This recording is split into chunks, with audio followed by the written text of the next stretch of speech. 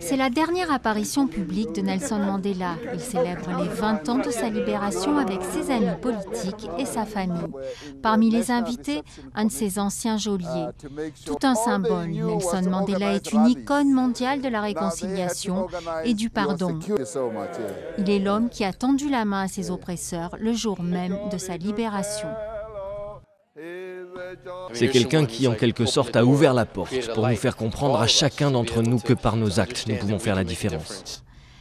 Faire la différence, Nelson Mandela l'a voulu dès son plus jeune âge. Dans l'Afrique du Sud des années 50, bastion de l'apartheid, le jeune avocat devient le leader de la cause noire.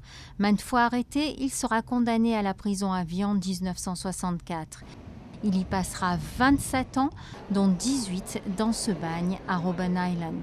C'est de cette pièce nue qu'il continuera à inspirer le long combat de l'ANC pour l'abolition de l'apartheid.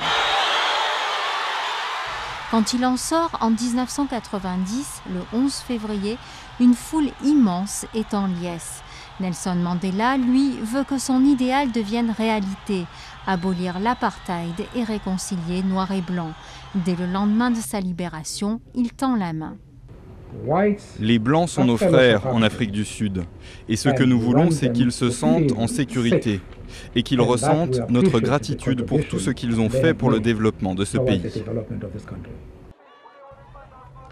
En 1994, Nelson Mandela devient le premier président noir de l'Afrique du Sud et tente de faire exister la nation arc-en-ciel où blancs, métis et noirs vivent en harmonie.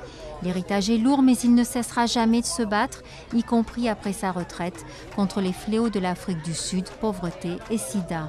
À 91 ans, Nelson Mandela reste un exemple pour son pays et le reste du monde.